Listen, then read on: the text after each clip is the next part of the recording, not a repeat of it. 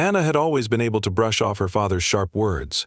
As a child, she had grown accustomed to his temper and the way he would critique everything from her school projects to the way she dressed. He wasn't a bad man, just someone who had little patience for what he called weakness. Her older sister Jessica seemed to glide effortlessly through life, collecting compliments and approval that Anna could never quite earn. Anna was used to that too. But this time, it was different. The day had started like any other, frantic and full of small crises that came with being a single mother. Liam, her 5-year-old son, had been slow to get out of bed, preferring to cling to the warmth of his blanket while Anna pleaded with him to hurry. "We can't be late again," she'd said, her voice laced with both affection and frustration as she tried to coax him into his clothes. Once she managed to get him dressed and fed, they hurried to the daycare where she dropped him off with a quick kiss on his cheek. Liam waved, his little face lighting up with a smile that melted away the morning stress. No matter how tough things got, his smile always made it worth it. Afterward, Anna rushed to her part-time job at the diner. She worked the morning shift and had just enough time to squeeze in a phone call during her break. She'd been trying to get a better job for months and finally had an opportunity in interview for a position as an administrative assistant. It wasn't her dream, but it came with regular hours, better pay, and health benefits, which were things she desperately needed. The problem was that the interview conflicted with Liam's daycare hours. She had no one to watch him for those 2 hours in the afternoon. Her first thought was to ask her father. He had retired a few years ago and was usually home during the day. Surely 2 hours wasn't too much to ask. She called him during her break, standing outside the diner with her coat pulled tight against the chilly wind. He answered on the second ring. "Hi, Dad," she said, trying to sound upbeat. "How are you?" "Fine," he replied, his tone curt as usual. "What do you need?" Anna flinched but pressed on. "I have a favor to ask. I've got a job interview tomorrow afternoon, and it overlaps with Liam's daycare hours. Would you be able to watch him for a couple of hours, just until I get back?" There was silence on the other end of the line, and for a moment she thought the call had dropped. Then her father spoke. "Anna," he began, his voice cold and deliberate, "I don't think that's a good idea." Her heart sank. "Why not?" "It's only for a little while, and it's really important. This job could be a big step for me." He sighed heavily, the kind of sigh that carried years of judgment. "You chose this life, Anna. You decided to have a child without being married, without any real support, and now you expect me to clean up your mess." Anna froze, the words hitting her like a slap. "It's not a mess, Dad. Liam is my son. He's your grandson." "Well, maybe you should have thought about that before you got yourself into this situation," he snapped. "I'm not going to rearrange my life because you can't handle yours." She felt a lump forming in her throat, but she refused to let herself cry. "I'm not asking you to rearrange your life. I'm asking you for 2 hours. That's it." His voice grew even colder. "I'm sorry, Anna, but I can't help you. And frankly, I don't think it's good for Liam to grow up thinking that he can rely on others to fix his problems. He needs to learn responsibility, something you could use more of yourself." She couldn't believe what she was hearing. "He's 5 years old, Dad. 5. He doesn't need a lecture on responsibility. He needs love and support from his family." Her father's response was the final blow. "Love and support don't mean coddling him, Anna. You're raising him to be a burden, just like you've been to this family." Anna felt the air leave her lungs. "A burden?" she repeated, her voice trembling. "Yes," he said simply, as if it were a fact. "And I won't be a part of it anymore. You need to figure this out on your own." She hung up without saying goodbye, her hands shaking as she clutched her phone. For a moment she just stood there, staring blankly at the gray sky. The wind nipped at her face, but she barely noticed. A burden. That word echoed in her mind, louder and crueler with each repetition. How could he say that about Liam? About her. She had always known her father was tough, but this was beyond anything she could have imagined. When her break ended, Anna went back inside the diner and finished her shift in a daze. She smiled at customers, refilled their coffee cups, and took their orders, but her mind was elsewhere. By the time she picked up Liam from daycare, she was running on autopilot. As they walked home, Liam chattered about his day, oblivious to the storm brewing inside his mother. She nodded and smiled at the right moments, but her thoughts were consumed by her father's words. That night, after Liam had gone to bed, Anna sat alone in the tiny living room of their apartment. She stared at the blank wall, replaying the conversation over and over in her mind. She had always known her father could be harsh, but she never thought he would turn his back on her and on Liam. Tears welled up in her eyes as the weight of it all finally hit her. She had always worked so hard to prove herself, to show her family that she could make it on her own. But now, she realized she would never have their approval, no matter what she did. And maybe that was okay. For Liam's sake, she knew she had to move forward. She couldn't let her father's cruelty define her or her son. If he couldn't see the incredible person Liam was, that was his loss. As she wiped away her tears, Anna made a silent promise to herself and to Liam she would do whatever it took to build a better life for them. She didn't need her father's help or his approval. She would prove, to him and to herself, that she was stronger than he ever gave her credit for. The next day, Anna called her best friend, Megan, and explained the situation. Without hesitation, Megan offered to watch Liam during the interview. For the first time in days, Anna felt a glimmer of hope. She wasn't alone, after all. Her father's words still lingered in her mind, but they no longer had the power to break her. Instead, they fueled her determination to succeed not for him, but for herself and for Liam. Anna spent the next several days trying to shake off the phone call with her father, but his words lingered like an unwelcome shadow. Every time she looked at Liam, she felt a pang of guilt that she didn't understand. It wasn't Liam's fault, but her father's cruel words had planted seeds of doubt. Was she really failing as a mother? Was she burdening her family by raising Liam on her own? She hated how much space her father occupied in her mind. After all, he hadn't exactly been a model parent. Growing up, he was distant and demanding, the type of man who believed love was earned through achievements and obedience. Jessica had mastered that dynamic early on. She excelled at school, married a man her father approved of, and followed the path he had always envisioned for his daughters. Anna, on the other hand, had taken a different route, one filled with detours, mistakes, and hard-earned lessons. But nothing had prepared her for the coldness her father had shown toward Liam. That was the part she couldn't forgive. Liam was an innocent child, full of love and wonder. How could her father dismiss him so easily? As Anna wrestled with these thoughts, she began to reflect on the roots of her family's dysfunction. Growing up, the difference in how her father treated her and Jessica had always been obvious. Jessica got the praise, the attention, the encouragement. Anna got the criticism. She'd tried to tell herself it was just her imagination, but the pattern was impossible to ignore. Even when they were kids, Jessica was allowed to pursue her interests, whether it was ballet or piano lessons. Anna, on the other hand, was told to focus on practical skills. "You're not as naturally gifted as Jessica," her father had once told her when she asked to join a theater club. "You'll need to work twice as hard just to keep up." That comment had stuck with her for years, shaping how she saw herself and her potential.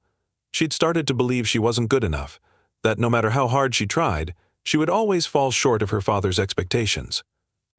And now it seemed he'd transferred that judgment to Liam. One evening, as Anna was tucking Liam into bed, he looked up at her with his big brown eyes and asked, "Mommy, why are you sad?" Anna's breath caught. She hadn't realized how much her emotions were spilling over into her interactions with him. For a moment, she didn't know what to say. How could she explain something so complicated to a 5-year-old? "I'm just tired, sweetheart," she said, brushing a strand of hair from his forehead. "But don't worry, everything's okay." Liam seemed to accept her answer, but Anna could tell he wasn't completely convinced. Children had a way of sensing things, even when you tried to shield them from the truth. After Liam fell asleep, Anna sat on the couch with a cup of tea, her thoughts racing. She knew she couldn't keep letting her father's words affect her like this. She needed to find a way to move forward for herself and for Liam. The next day, she decided to call Jessica. It had been months since they'd spoken, and their relationship had always been complicated. Jessica had a tendency to come across as condescending, even when she didn't mean to, but Anna was desperate for someone to talk to. "Hi, Anna," Jessica said when she answered the phone. Her tone was polite but distant, as if she were speaking to an acquaintance rather than her own sister. "Hi, Jess," Anna replied, trying to keep her voice steady. "Do you have a few minutes? I need to talk." Jessica hesitated. "Sure. What's going on?" Anna took a deep breath and explained what had happened with their father. She recounted the phone call, his hurtful words, and how it had left her questioning everything.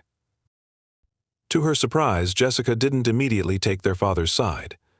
Instead, she sighed and said, "I'm sorry he said that, Anna. It's not right, and it's not fair to you or Liam." Anna blinked, caught off guard by Jessica's response. "You mean that?" "Of course I do," Jessica said. "Dad has always been difficult. You know that as well as I do. And honestly, I think he's wrong about Liam. He's a great kid, Anna. Anyone can see that." For the first time in days, Anna felt a flicker of relief. "Thank you," she said softly. But Jessica continued, and Anna's stomach tightened. There was always a but with Jessica. "I think you also need to look at things from Dad's perspective. He's from a different generation. He doesn't understand what it's like to raise a child on your own. He's probably just scared for you." "Scared for me?" Anna repeated, her voice rising. "That's a funny way of showing it. Calling my son a burden doesn't sound like fear, it sounds like cruelty." Jessica sighed again. "I'm not excusing what he said. I'm just saying he's set in his ways. You know how he is. He's always been hard on us because he thinks it'll make us stronger." "Hard on us?" Anna snapped. "He wasn't hard on you, Jess. He was hard on me. You were the perfect daughter. You never had to deal with this." There was a long pause on the other end of the line. When Jessica finally spoke, her voice was quieter. "You're right. I didn't have it the same way you did.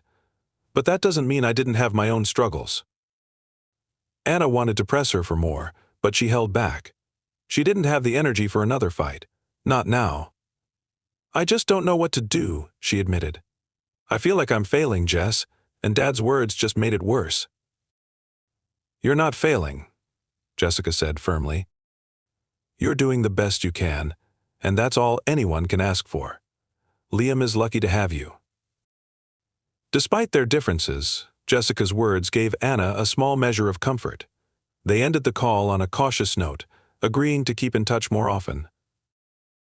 That night, as Anna lay in bed, she realized something important. She couldn't change her father. She couldn't make him see the value in her choices or the beauty in Liam's spirit. But she could choose how much power his words held over her. From that moment on, Anna decided to focus on the people who truly supported her. She would surround herself with love, not judgment, and she would teach Liam that he was worthy of respect and kindness, no matter what anyone else said. It wouldn't be easy, but she knew it was the only way forward. The days following Anna's conversation with Jessica were filled with a strange mix of hope and hesitation. She felt lighter in some ways, having finally expressed her pain to someone who understood it. But the underlying hurt from her father's words still lingered. Each time she thought about the conversation, she felt a sharp pang of anger mixed with sadness. How could a parent dismiss their own child, let alone their grandchild, so casually? Still, she was determined to keep moving forward. She had her interview to prepare for, and she wasn't going to let her father's negativity derail her. Megan, her best friend, had graciously agreed to watch Liam during the interview, and Anna felt a wave of gratitude for the support. It reminded her that family wasn't always about blood, it was about the people who showed up when you needed them the most. The morning of the interview, Anna woke up early, her nerves already buzzing. She tiptoed into the kitchen to make a cup of coffee, hoping the quiet moments would calm her. But as she stirred sugar into her mug, she heard the soft patter of little feet behind her. "Mommy?" Liam's sleepy voice broke the silence. Anna turned and smiled, crouching down to his level. "Good morning, sweetheart. Did you sleep well?" Liam nodded and rubbed his eyes. "Are you going to work today?" "Not exactly," Anna said, pulling him into a hug. "I have something really important to do, and Miss Megan is going to spend time with you while I'm gone. Doesn't that sound fun?" Liam grinned. "Yeah, Can we play with her dog? Of course, Anna said, laughing. Just don't tire him out too much. By the time Megan arrived, Anna was as ready as she could be. She'd spent the night before rehearsing answers to potential interview questions, trying to anticipate every possible scenario, but no amount of preparation could fully calm her nerves.